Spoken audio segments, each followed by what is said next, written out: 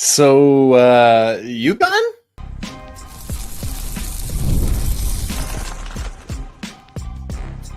You are Locked On College Basketball, part of the Locked On Podcast Network.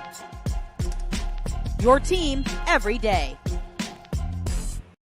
Hey there, what's up? Happy Thanksgiving Day to you. Welcome into the Locked On College Basketball Podcast, the only daily national college hoop show out there.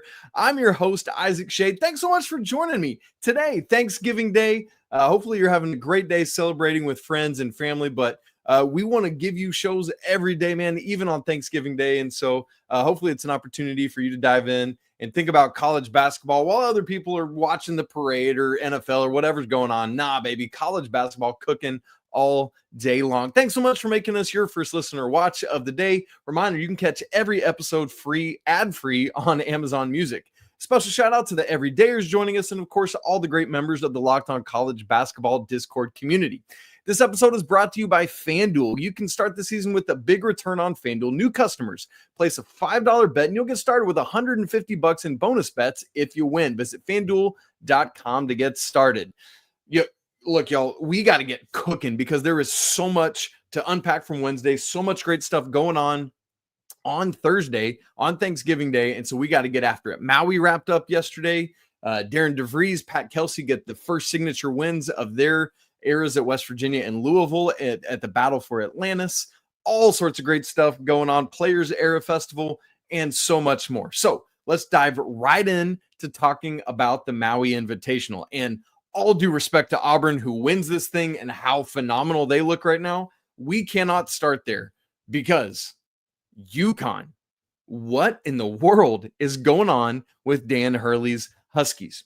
They go to the islands and do not win a single game. That's UConn we're talking about, man. And it is bonkers to see. They right now are 28th at KenPom. They had started the season 4-0, but we had talked about a bit. Here are the opponents. Sacred Heart, 321 at KenPom. New Hampshire, 358 at KenPom. Lemoyne, 338 at KenPom. And East Texas A&M, 349 at KenPom. There's 364 teams in all of Division I, and they hadn't, before Maui, they hadn't played anybody higher than 321st at KenPom. And so, sure, they were obliterating all of them, but it's a nothing burger.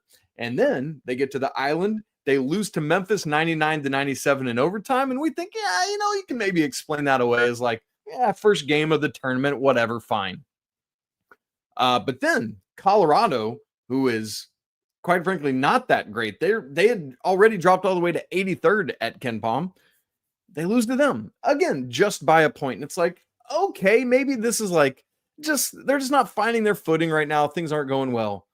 But then last night, a game that tips after midnight Eastern because North Carolina and Michigan State went to overtime, Dayton just absolutely cooked the Huskies 85-67. And I want to get to the Dayton of it all because I've been so impressed by the Flyers. But man, UConn, this game was tied at 43 with 16 minutes and 45 seconds to go. From there, the Flyers outscore UConn 42-24 down the home stretch. That's not what we're used to from a Dan Hurley team. And look, in this game, Alex Karaban was back to form after struggling against Colorado. 21 points, 7 of 15 from the field, 4 of 8 from 3, and 3 of 4 from the free throw line. But stud freshman Liam McNeely basically had nothing. Literally 0 points, 0 of 9 from the field, and 0 of 4 from 3. They just can't have that if they want to win basketball games, in particular, because UConn's biggest issue right now is their defense. As we look at KenPom right now, they are 84th in the nation in defensive efficiency. The offense is right there. They're 7th, but 84th. That is not the UConn we've come to know and appreciate the last several years when they've had these lockdown guys like Steph Castle last year, for example.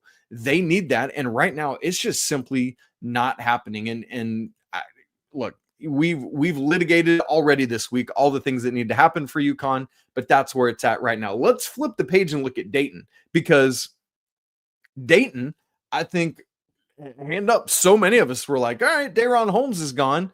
Dayton's probably going to take a step back, and sure, maybe.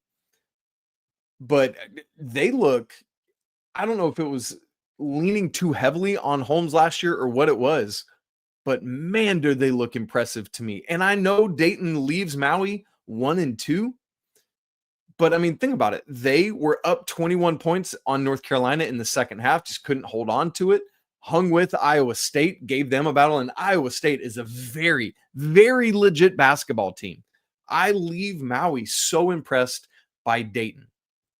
They've got tough guards. They've got Posh Alexander coming off the bench. He's starting to find his way now. You know, hadn't really been there earlier in the season. Santos is a dude. Enoch Cheeks is like just vicious, but he's great on offense, of a great two-way player that I love to see, man. I just really, really think that Anthony Grant's team has a great makeup to it. And I think VCU will have something to say to them in the A10 as well, but those two teams should dominate the A10 this year. And I'm very excited. And I think Dayton should return to the mainland, really encouraged, despite the fact that they went 1-2. There is a lot to be said. So I think this game is both about Dayton and UConn. You know how some games we'll look at and we're like, hey, that game was more about UConn, or that game was more about Dayton. This game was about both of these teams. I think UConn is not what we expect. I think Dayton has more than we expected. So there's that to look at. As for UConn, we're not going to learn more in their next game because they play Maryland Eastern Shore, who is 360th in the country, the worst team they've played so far. Their fifth sub 320 team in their first 8 games of the season, right? But then after that, let me rattle off for you the next 3 games for UConn ahead of Big East play. Baylor, Texas, and then Gonzaga at Madison Square Garden. We're going to learn a lot more about UConn. Was this just a blip on a trip out west, or are they not what we thought we were? Well, we're going to have another 3-game stretch, even ahead of Big East play, that'll tell us. And if UConn is not it, who's the toast of the Big East? Because Creighton's not. It might be Marquette, which is funny because preseason we were like, it's probably UConn and Creighton, and I don't know, then maybe Marquette, maybe St. John's, maybe Xavier.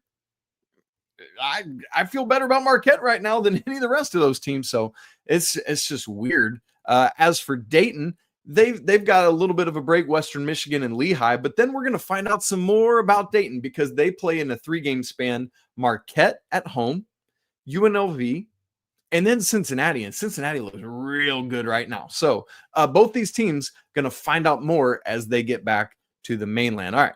We haven't even gotten to the championship game yet. Let's go there because Auburn. The Tigers were going to win this game because it was Auburn and Memphis, but Auburn wins the championship of Maui 90-76. And were it not for UConn going 0-3, Auburn is clearly the talking point, the story of Maui, because I was already feeling good about Auburn. To me, they had the best win of the year. The win over Houston, in Houston at the Toyota Center, not at the Fertitta Center. But man, Auburn is phenomenal. They are going to be number 1 in my poll next week. It's not that Kansas has done anything wrong. It's just that Auburn has looked so incredibly good. And it starts with Johni Broome, who is far and away my early season national player of the year. He's got to be the front runner for that award right now. This dude has 4 straight games of 20 points, 10 rebounds. His stat line from yesterday: 21 points, 16 boards, 6 assists to just 1 turnover, 4 blocks, and a steal. That is insane what Johni Broome is doing. And what I love about him is he's such a good two-way player, like we were just saying about Enoch Cheeks from Dayton. Does it on both ends of the floor. Bruce Pearl has himself a gem. But what's nice is it's not just about Johni Broome. As usual with the Bruce Pearl team, lots of great guards. JP Pegues, the Furman transfer, can run the show. Todd Pettiford, the phenomenal freshman, can run the show. And those guys didn't even start this game. Chad Baker-Mazara has been a blast. He's a great offensive complement to Johni Broome. I know he was a little banged up at Maui, but man, he's just playing and having fun and doing a lot of great stuff. Dylan Cardwell is ferocious, man, and had a great game himself. Let me look back at his numbers from this game because it was, if I remember correctly, like the game of his life. Yeah, 18 points on 8 of 8 from the field. He had 6 assists. That's crazy. stuff. So, man, Auburn is just doing it all over the place with so many guys doing a lot of work. That Auburn's got the pieces, man. I'm not saying they're going to win it. I'm just saying right now they're the most complete team in the nation, playing at the highest capacity in the nation. And that is, I mean no slight at all to the Kansas Jayhawks, because they're 1B to Auburn, but good grief. Elsewhere at Maui, the third place game, Michigan State 94-91 in overtime over North Carolina. Really good for the Fighting Izzos to get this win, especially with Jace Richardson missing the game on the bench. Trey Holloman took his place, and man, he answered the call, stepped up for his team, had a great first half in particular. But for North Carolina, man, we've got some concern. These Tar Heels, double-digit first half deficit every game at Maui, plus their game at Kansas. 4 of their 7 games this year, they've suffered that. There's something to be said for fighting back as they've done. Seth Trimble hits a 3 to send this game. Well, I guess Michigan State still had to not score, but this game goes into overtime, and Michigan State could have kind of crumpled there because North Carolina had the momentum, but Michigan State finds it, and they're headed back to the mainland with that win over the Tar Heels and feeling good at 2-1. It's amazing how different you can feel just on a couple plays there at the end. The other concern for North Carolina is RJ Davis is still struggling, and the front court, they're still trying to figure out what that is. And so Hubert Davis's team is going to have some things to figure out. In the 5th place game, look, Iowa State just blasted Colorado. Like, that's the kind of thing we expected from these Colorado Buffaloes and from Iowa State. 99-71 is the final score. My guy, Milan Momcilovic, I love this dude. Career high 24 points for Iowa State, including 6 of 9 from deep. Crazy stuff there. 6 different Cyclones finished the game in double figures. They're known for their D, but man, this offense is going as well. Iowa State was 60% from the field for this entire game. That is so very impressive to me about Iowa State. And so to that point, right, like I said, we typically know Iowa State for their defense, but the offense is cooking. Defense is 12th right now at KenPom. That's really good, but the offense is 4th in offensive efficiency. So you know TJ Otzelberger has got to be feeling really, really good about what his team is doing. So a great Maui Invitational event with all sorts of crazy stuff that happened. But now the premier event going on is the Bad Boy Mowers Battle for Atlantis, literally happening right now in front of my eyes. West Virginia and Louisville coming down to it with the Mountaineers on an 8-0 scoring run to take a 60-59 lead over Louisville. But both of these head coaches got the first signature win of their new schools. That happened yesterday. We'll unpack that coming up here in just a second. Right after I tell you about FanDuel, get ready to tackle the NFL action with FanDuel, America's #1 sportsbook. Because right now, new customers can bet $5 and get $150 back in bonus bets if that bet wins. The FanDuel Sportsbook app gives you everything you need to place live bets on the NFL all in one place. So maybe you get a hunch in the middle of the game while you're watching NFL Today on Thanksgiving.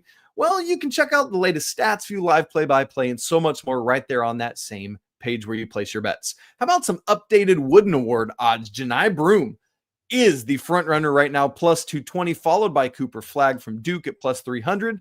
We just talked about Marquette, how good they're playing right now, plus 550 for Cam Jones. And then Purdue's Braden Smith is 4th at plus 1,500. Visit FanDuel.com to get going on that action or so much more today. Never waste a hunch and go make every moment more with FanDuel, an official sportsbook partner of the NFL.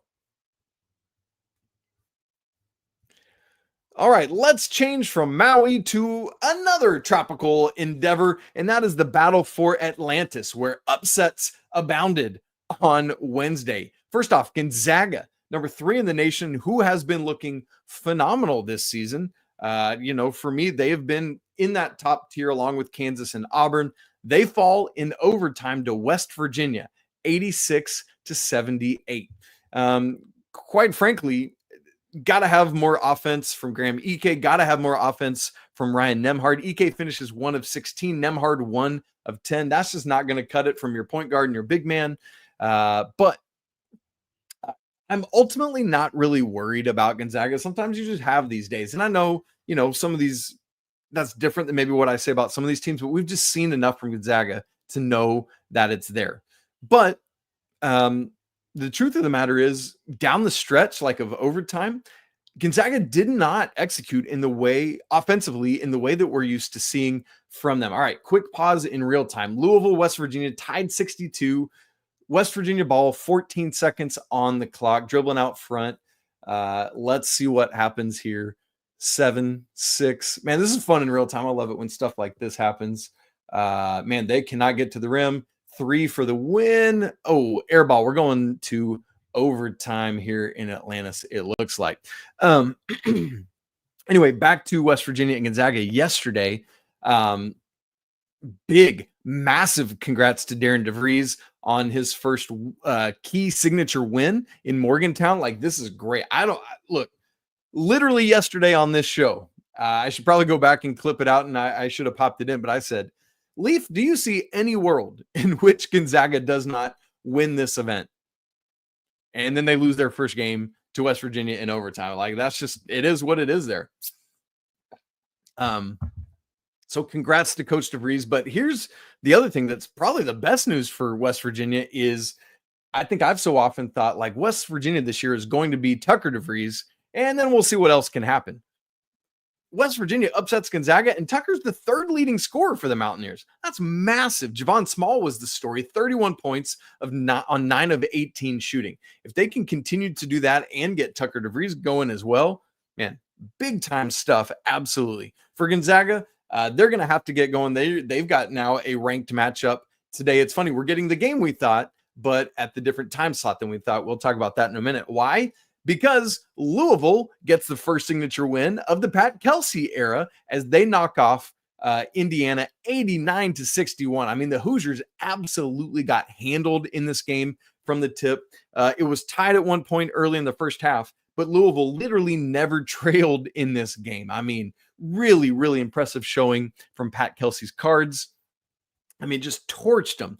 And they were getting production from everywhere. Noah Waterman, Chucky Hepburn, 16 points each. Case and Pryor, 14 points. Those three starters, a combined 20 of 35 from the field. And it's great to see because Case and Pryor hasn't been in the starting lineup all season long. He'd been coming off the bench some, but I think it's the right call to have him in the starting lineup. He's just that good. And Louisville's going to need him to continue to perform at a high level. And so, yes, we are now headed to overtime in this game. So really, really cool stuff for both of these head coaches to get their first signature wins in Atlantis. I'm really encouraged to see that. In the other games down at Atlantis yesterday, Arizona absolutely just torched Davidson 104-71. Oklahoma squeaked by Providence 79-77. So the schedule for today, obviously, as we've been saying, Louisville and West Virginia going on right now, headed to overtime after a break. Following this will be the game that we thought would be happening right now, Indiana and Gonzaga at 2:30 on ESPN2. Very excited to see how both of these teams bounce back from what happened yesterday. And then at 5 o'clock on ESPN, OU and Arizona. Arizona should win that game pretty handedly. And then Providence Davidson will cap that off at 7:30 Eastern tonight on ESPN2. And so we'll keep our eyes out for what happens there. But this game going right now in Indiana, Gonzaga, obviously the key games of today. And then obviously we will get the final games of Battle for Atlantis tomorrow. So lots great going on there. I'll keep you updated on this overtime as we carry on, where the Players Era was in day 2 of its inaugural event yesterday. And man, had some really, really fun matchups there. Plus, we got to get ready for everything else that's going on today because it is a loaded Thanksgiving Day slate. Thank you, college basketball, for giving us all of that. We'll get to all of it coming up here in just a second.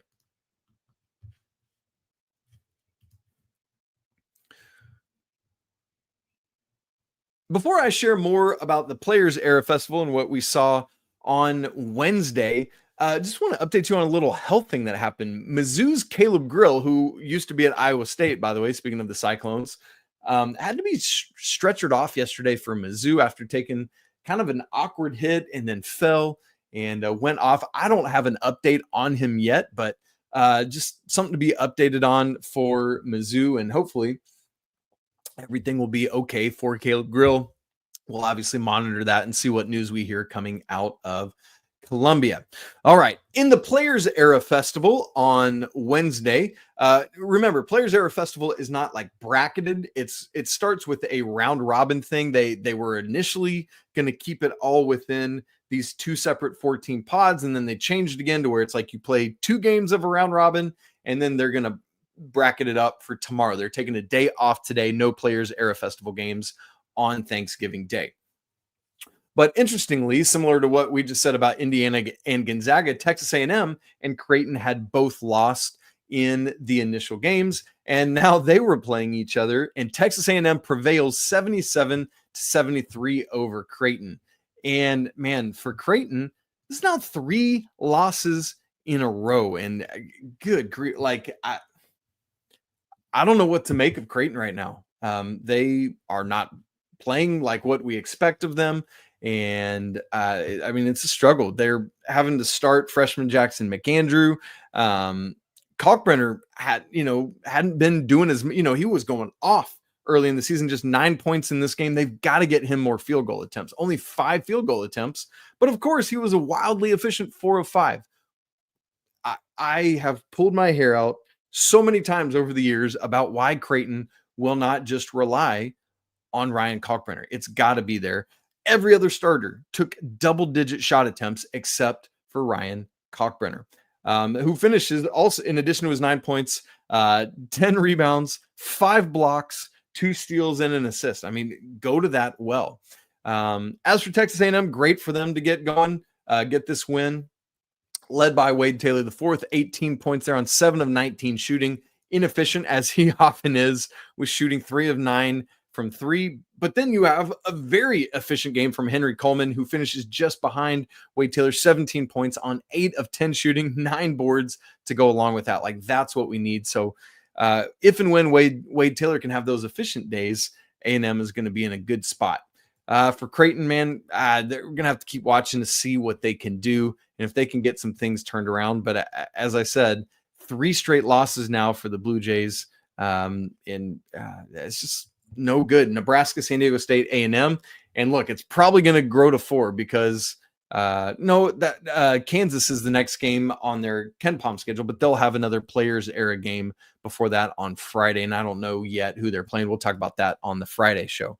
So keep your eyes on that. The team that is impressing me right now in a big way in the Players Era Festival is Oregon, who wins 78-68 over San Diego State. The Ducks are now 7-0 on the young season, looking really good in the Big Ten. Remember, Oregon is a Big Ten team now.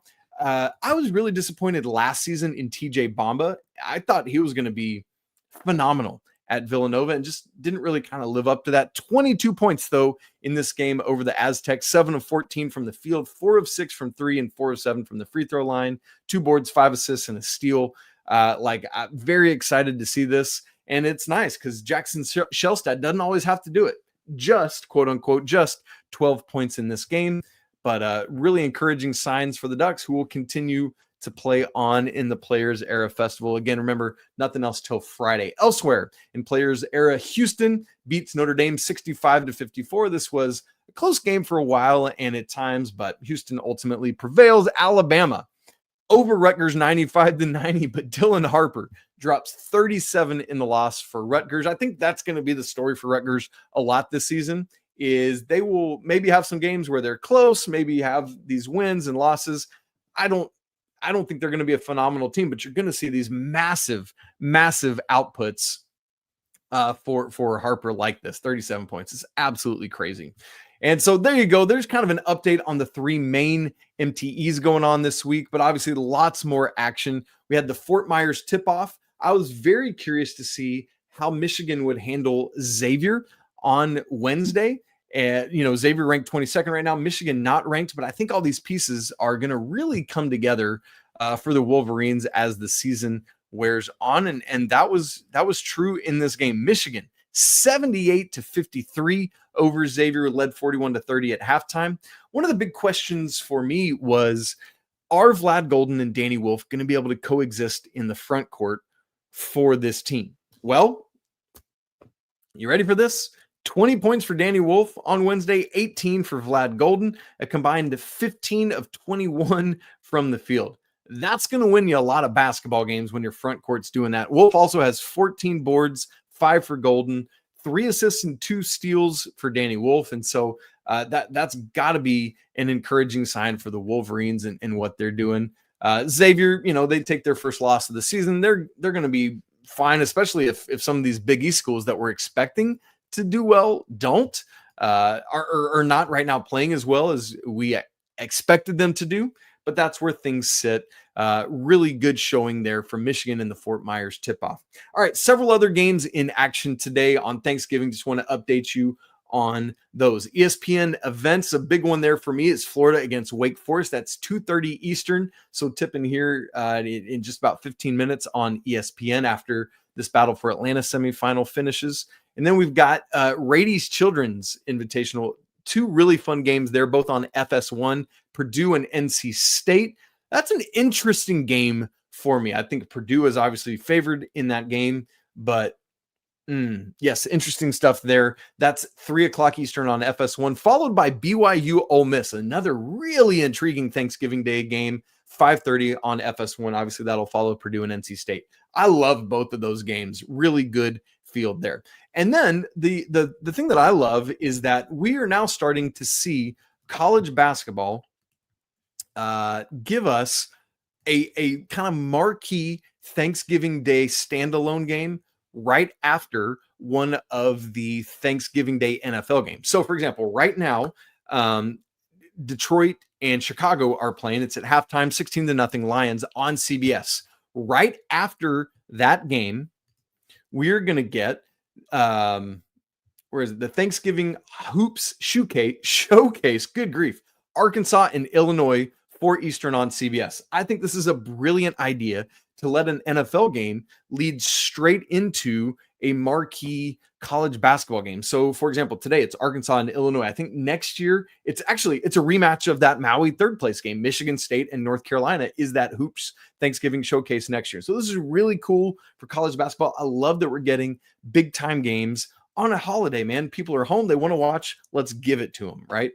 Man, Tucker DeVries just fouled out. Only 8 points today for West Virginia for him. That's no good. Updated score, by the way, Louisville 69, West Virginia 67.